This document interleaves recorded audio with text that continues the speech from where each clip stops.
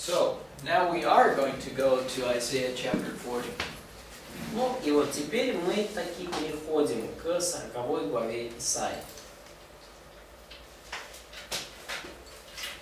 My purpose in going through this section chapter by chapter is so that you'll get an appreciation for how great this book is. И моя цель в том, что я вот прохожу эту книгу раздел за разделом, в том, чтобы вы просто прониклись тем, насколько велика эта книга. And you probably already have an appreciation of that, but it's a well that never runs out of water. И я надеюсь, что вы уже этим прониклись, и вы уже вот загорелись этой книгой, но чтобы вы знали, это колодец, из которого никогда не заканчивается вода.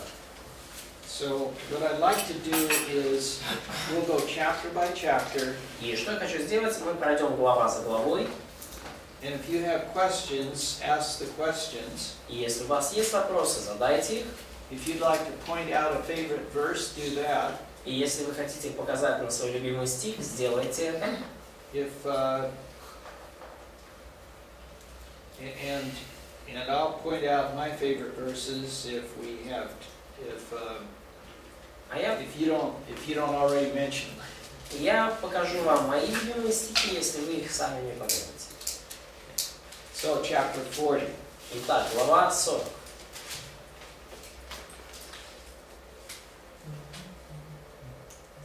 Questions or favorite verses?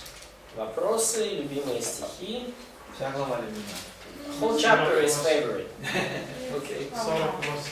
Verse 48. 48. Verse 8. 8. The grass withers and the flowers fall, but the word of our God stands forever. Yeah. What an amazing thing. Насколько это потрясающе. I studied electrical engineering at the university. Я в университете изучал электронику. One of the classes I had was how to use a slide rule. Slide rules.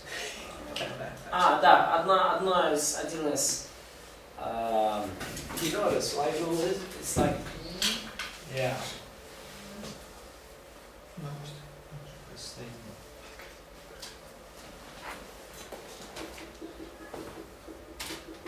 You could multiply and divide with them. Да, значит, на одном из классов мы изучали такую штуку, она называется, арифметическая линейка. These things are in museums today. То есть, понятно, мы ими сейчас, я у своего дедушки инженера видел, но сейчас они в музее. Сейчас скажу как российский термин. То есть эти вещи, да, они сейчас уже в музеях. Логарифмическая линейка. Вы не знаете, что это. Вы выросли же, когда были калькуляторы. Объясни, как это арифметически. Короче, с помощью этой штуки можно умножать, делить, вот так вот как бы на линейке. Вот она здесь. Вот.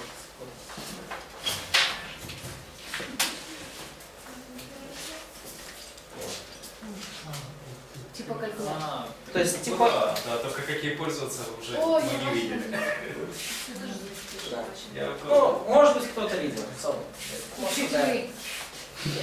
I still have my slide rule. Кстати, у меня моя логарифмическая линейка до сих пор есть. I had several classes on vacuum tubes. И также вот у меня было несколько курсов по вакуумным лампам. То есть до транзисторов были лампы. Да? I guess some amplifiers for electric guitars still use these. Да, на сегодняшний день эти лампы используются разве что в усилителях для гитар. То есть ламповые усилители считаются крутыми. В остальном их перестали использовать. So everything gets old except for the Word of God. И понимаете, все стареет. Все стареет, кроме Божьего Слова. So what you learn in this school can last you all eternity. И потому то, что вы изучите в этом колледже, оно с вами останется на всю вечность. Okay, what else? Что еще? Второй стих. Verse 2. Что? Объясните. Can you explain verse 2? Что именно? Время борьбы стих стоит. So what does it mean that call out to her that her warfare has ended, and what does it mean that she has received of the Lord's hand double for all her sins? Okay, what was happening in Jerusalem and Judea at the time that Isaiah lived? Что случилось в Иерусалиме, в Иерусалиме, в Иудее во время жизни Исаии? Что там произошло? Прием. Иудея и Иерусалим. The attack of Assyrians and they siege the Jerusalem. Okay, so Осада, да. Syria was invading Jerusalem. Syria. Well, Not Assyria. Assyria Да. Ассирия and Syria и Сирия, и Ассирия вторгались в Иерусалим. Да? and the northern kingdom. Северное царство вторгалось в Иерусалим. And so there were always either wars or there were rumors of wars. То есть всегда были или войны, или слухи о войне.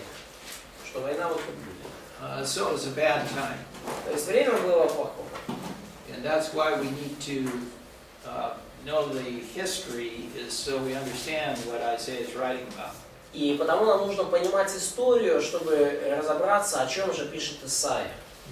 And so Isaiah is going to, he is comforting Jerusalem because there's going to be a time in the future when God is going to come and help them. И Исаия утешает Иерусалим, потому что будет время в истории, когда Бог придет и поможет им. And so that's a comfort to people if they know that they're going to be saved. И это утешение для людей, когда они знают, что они будут спасены. And so when he says that her warfare is ended, it means in the future. И когда он говорит, что вот исполнилось или закончилось время борьбы его, здесь речь именно о будущем. And instead of judgment, they're going to get blessing. И вместо суда они получат благословение. And then what's verse 3? И потом стих 3. And that what verse 3. What is verse 3? И вот что стих 3, что по его поводу вы можете сказать? Иоанн. John the It's Baptist. John the Baptist. And so one of the blessings is that John would announce Jesus who would come. И какое же благословение, да? То есть Иоанн провозглашает Иисуса, который грядет. It doesn't get any better than that. The Messiah will come. What a blessing. Как бы лучше, с одной стороны, не становится, но пришел Мессия. Да, и что может быть лучше? Okay, what else? Дальше, после времени борьбы, вот что за неправду его сделано удовлетворение. Тоже в будущем. So, in this verse 2, that her iniquity has been removed. Oh, He's looking out into the future. Все, so, and the received double of the Lord's hand double for her sins is also future. All second verse about все, что во втором стихе, все о будущем. So, millennial future, or the future of the times of John the Baptist. Both. Короче, это будущее относится и к тысячелетнему царству, и ко временам Иоанна Крестителя. 5 is millennial. 5 стих, например, это уже тысячелетнее царство. 5 стих тысячелетнее царство. So I don't think Isaiah sees a difference between the two. И я не думаю, что Исаия видит разницу между этими двумя отрезками. Да, явится слава Господня, узрит всякая плоть, спасение Божие, ибо уста Господня изрекли. Это практически. But how do we know verse 3 is John the Baptist? Но откуда мы знаем, что стих 3 это про Иоанна Крестителя? Это то, что Иоанн Креститель говорил в Евангелии от Матфея. Probably John the Baptist himself quoted this in Matthew, Mark. Yeah, turn to Matthew 3:3. Откройте Матфея 3 главу 3 стих.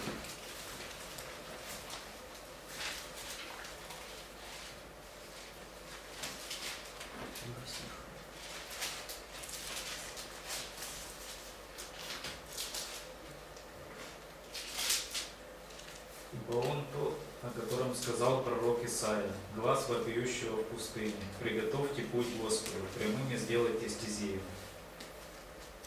So we know for sure that's John the Baptist is spoken of by Isaiah. И мы можем точно знать, что именно об Иоанне Крестителе здесь говорит Исаия.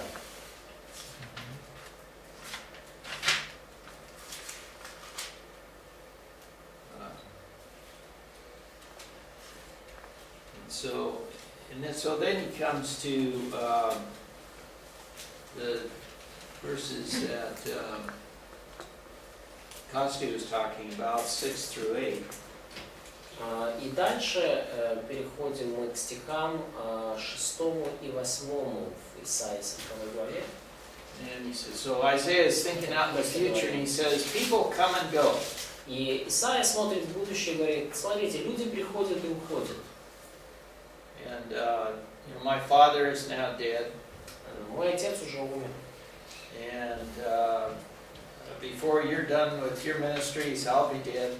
И до момента окончания вашего служения я тоже отойду в вечность. And this has been going on for years and years and years. И это будет продолжаться годами, годами, годами.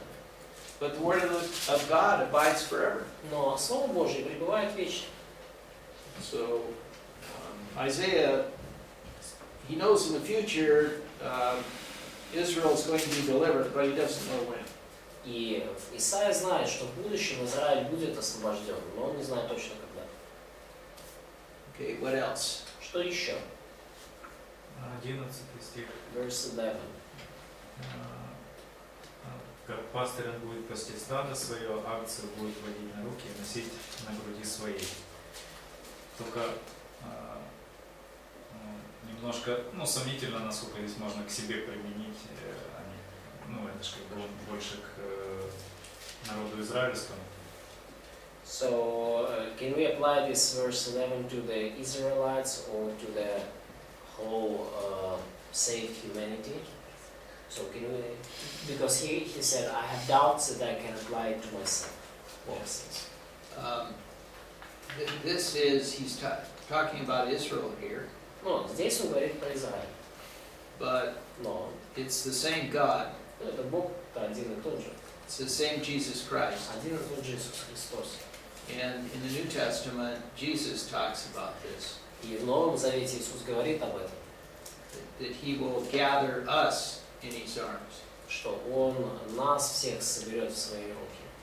So it applies both to them and to us. Потому это применимо и к ним, и к нам тоже. А что означает здесь в конце стиха «водить дойных»? So what does it mean? He will lead the nursing Eves in the end of this verse. He will gently lead the nursing ewes. Молодых, типа. Форме. Типа в форме. Что? Типа в форме. Молодых. Не-не-не, Нет? сейчас. He's taking care of those who need to be taken care of. То есть он позаботится о тех, о ком нужно позаботиться. Вот здесь. Just talking about the love that he has for them. То есть здесь говорится о любви, которую он имеет. В одном переводе сказано, что тех, кто мал Божий. 10-11 вірш, це про друге прихід, Ісус Христос, другий прихід, да? So, God's question, does verse 10 and 11 about, that these verses are about second coming of Jesus? Verse 10 and 11, does it talk about second coming?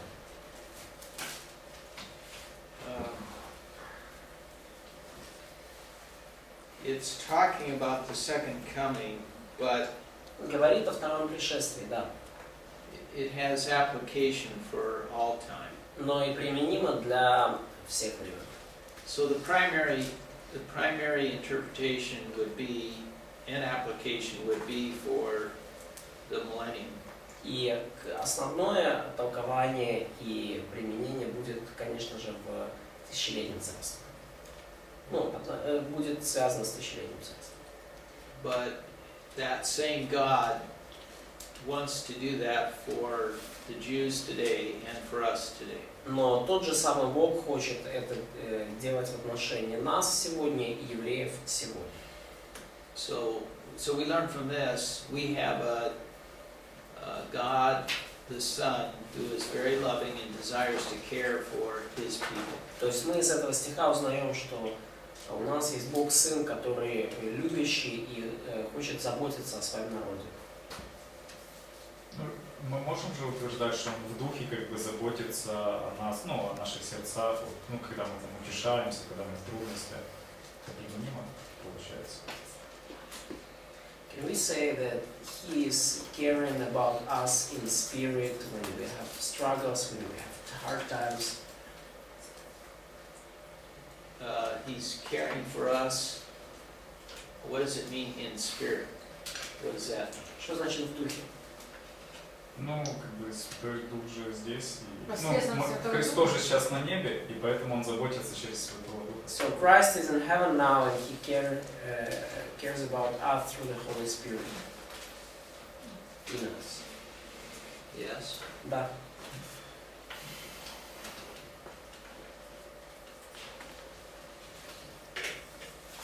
Any other verses in this chapter? Какие-то другие стихи в этой главе? С 12 по 18.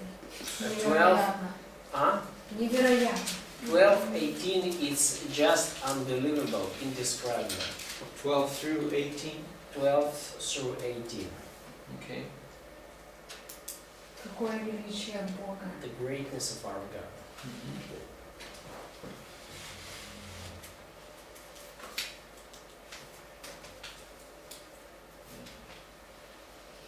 What else?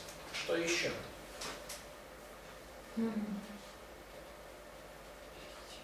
А далее описывается безумие человека. And further, 19-20.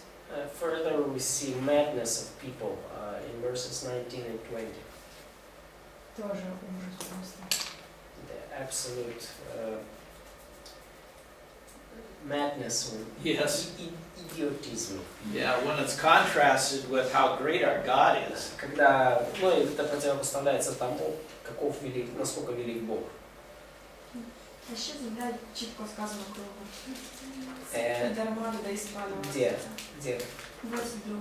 And also in verse 22 we see that the earth is round, and when they burned the people on the fire during the Middle Age, they made huge mistake. Yeah. Да.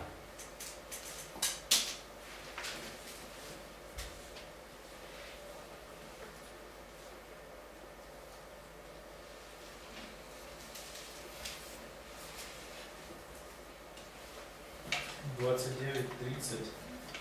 29:30. Ну, как ободрение. It's like an encouragement. Yes. Да. У меня с 28 до 31 сегодня. Yeah, and some of them marked just everything from 28 to 31. It's very popular encouragement verse. Yes. The whole chapter is comforting Israel. И поймите, вся эта глава, она написана для утешения Израиля. But it's an encouragement to us. Но она также и для нашего утешения и ободрения. And if we have our eyes on people, they fail. И если мы смотрим на людей, то люди подводят. Если мы полагаемся на людей, люди подводят. But God never fails. Но Бог никогда не подводит.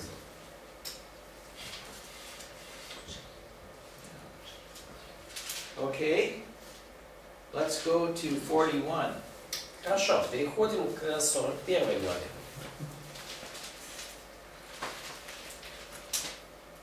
Comments or questions on 31? 41. 41. That's why I Yeah. have an interpreter. Да, итак, я готов отвечать на вопросы по 41 главе.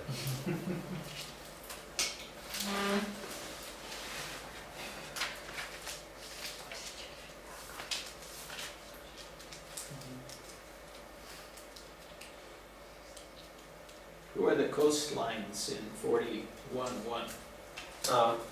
Что это за острова в 41 главе 1 стихе? Весь мир. Так, весь світ. The whole world. Yeah.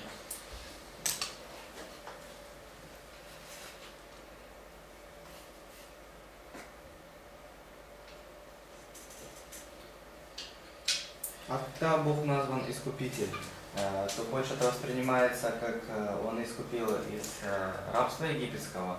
В каком стихе? Ну вообще это встречается, ну в частности 14 стих. In a lot of verses and из рабства греха, да? Египта. Или да. Как искупил от... So in verse 14, for example, in other verses, God called as Redeemer. So when they read that, what was it written about the redeeming from the slavery of Egypt, or some other redeeming? В первую очередь. Но мы также можем это понимать и... Это комментарий или вопрос? Вопрос. В чем вопрос? Ну, так ли это? Можем ли мы понимать это как искупление всего мира и как искупление Израиля? So when God is called Redeemer, да, in verse 14, your Redeemer is the Holy One of the Israel. So does he talks about the redeeming of only Israel from Egypt, or in a broader sense, the redeeming of the whole world, which Jesus did? So how should they understand that? Yeah. Well, when they're reading this, 14 says, "Do not fear, you worm of Jacob, you men of Israel." So he's talking to Israel. Ну, в 14 стихе, когда говорится, не бойся, червь Яков, малолюдный Израиль, ясно говорится, что это Израиль. And remember the situation in Israel and Judah at this time. И помните ситуацию в Иуде и в Израиле в это время. They're weak. Они слабы. Other nations are attacking them. Другие народы нападают на них. And so he says, future tense, I will help you. И in future, yeah? Future, I will help you. И оно здесь может быть тяжело увидеть это, но вообще там будущее время. Я помогу тебе. 14. Не помогаю, а помогу. And then he says, he reminds them that he is their redeemer. И он дальше напоминает им, что он их искупитель. And so they should be thinking about that he brought them out of Egypt. И они должны были думать о том, что Бог привел их из Египта. And then he had already reminded them that they were descendants of Abraham back in 8. И там в 8 еще стихе Бог напоминает им, что они семя Авраама, потомство Авраама. And so they should be thinking about the Abrahamic covenant. И они должны были размышлять про завет Авраама. Land, seed, and blessing. Земля, семя, благословение. And how long did that covenant last? How long would it last? И каков срок этого завета? Сколько он будет длиться? Срок Авраамова завета. Вечно. Eternal. Eternal. Yeah. Вечно.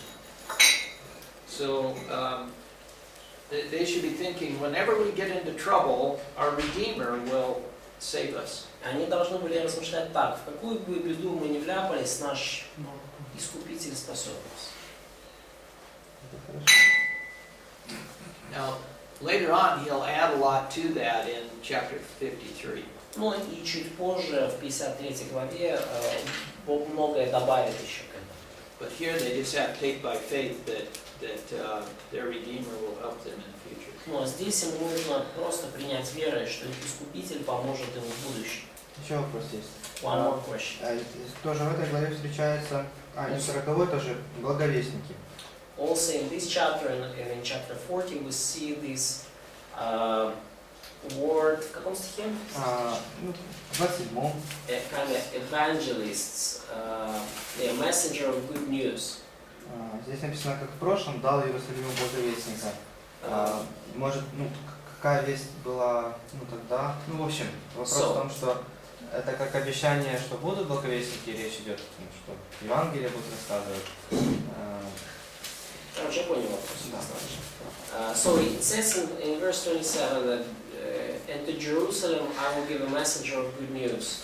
So in our translation it's like evangelist, the same word as in New Testament. So what was the difference between their good news and good news of the gospel we have now? 28, which chapter? Huh? Which Chapter 41, verse 28. Oh, I'm sorry. I thought you said chapter 40. chapter 41, verse 41 verse 27. 21 through 27. Chapter 41 verse 27. Oh, no, verse 1. And also chapter 40 verse 9.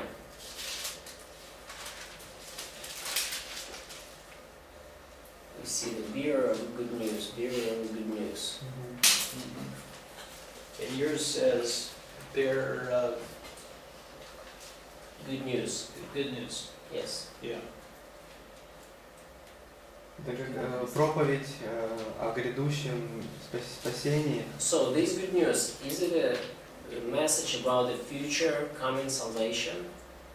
Or what is all about? То есть, по сути, тоже Евангелие, только будущее, что это совершится. So that is good news is the same gospel we have, but only in a kind of future tense, something which is coming.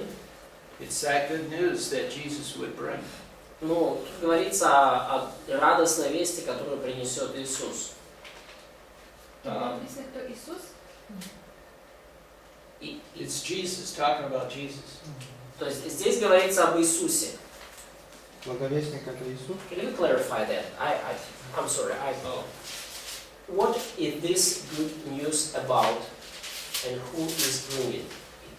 Jesus Christ is bringing the good news. То есть эту добрую весть доносит Иисус Христос. And the good news is all that He brought. И добрая весть во всем том, что Иисус принес. I'm the way, the truth, and the life. Я есть путь, истина и жизнь. So truth there is everything that comes from Him. И истина здесь все, что пришло через Него. So throughout here, most of the time it talks about Jesus Christ. И на протяжении вот всех этих отрывков большую часть времени здесь говорится об Иисусе Христе. Like look at 42 verse 1, this is Jesus Christ. Например, 42 глава 1 стих. Тут тоже речь о Христе. But then we'll see he'll also start talking about Cyrus. Но дальше мы видим, как он начинает говорить, например, про Кира. And he calls Cyrus his servant also. И он называет также и Кира своим слугой, Господь называет. Исаия, возможно, тоже это не различал. So probably Isaiah also did not distinct that services. Distinguish between Cyrus and Christ? Не различал Иисуса и Кира? Да. Yes. Well, he names Cyrus later on. Ну, он называет Кира чуть позже, называет по имени. I don't know that he always did though. Ну, я не знаю, делал ли он это всегда. That's what we're talking about. Turn to 44 verse 28. Вот 44 стих, 28, 44 глава, 28 стих. 44 глава, 28 стих. So there he calls Cyrus his shepherd. Вот здесь он называет Кира своим пастырем. And in 45:1 he even calls Cyrus his anointed. И в 45 главе 1 стихе он даже называет Кира помазанником своим. So in this chapter 45, there are lots of references to Cyrus. И в главе 45 множество есть ссылок на Кира. For example, in verse 3, Например, в стихе 3 verse 4, или в 4, verse 5. в стихе 5. Получается, все вот эти утешения, ободрения, которые Бог говорит Израилю, мы можем использовать как в духовной сфере, да, как принципы. Можем ли мы так делать? Okay, so can we use these encouragements and comforting words which God said to Israel here in Isaiah for ourselves as general principles? Yes, of Да. course. Да, конечно. If he was faithful to Israel, he'll be faithful to us. Если Бог был верен к Израилю, по отношению к Израилю, Он будет верен по отношению к нам тоже. Можно из этого, так предполагать, что Бог ведет себя с церковью таким же образом, как и с Израилем, в плане дисциплины, отношения. Can we assume from that God is dealing with the church nowadays in a kind of same manner as He did in Israel, so He disciplines, He encourages, etc. Что разница, что у Бога другие цели. So of course the difference is in the goals. God has different purposes for the church. А само отношение одинаковое. But the way He deals with the church is kind of the same He dealt with Israel. Да, Sure. да, можно. Think of the book of Hebrews. Подумайте про книгу послания к евреям. There are 5 warnings to believers. 5 предупреждений верующих в церковь. Just like he gave warnings to Israel, he has warnings to church age believers. Точно так же, как Господь предупреждал Израиль, Он точно так же предупреждает верующих века церкви. And then he has comfort to church age believers. И далее там есть утешение для верующих века церкви. The blessings come from obedience, Там говорится о благословениях, которые приходят через послушание. just like with Israel. И это точно так же, как было с Израилем.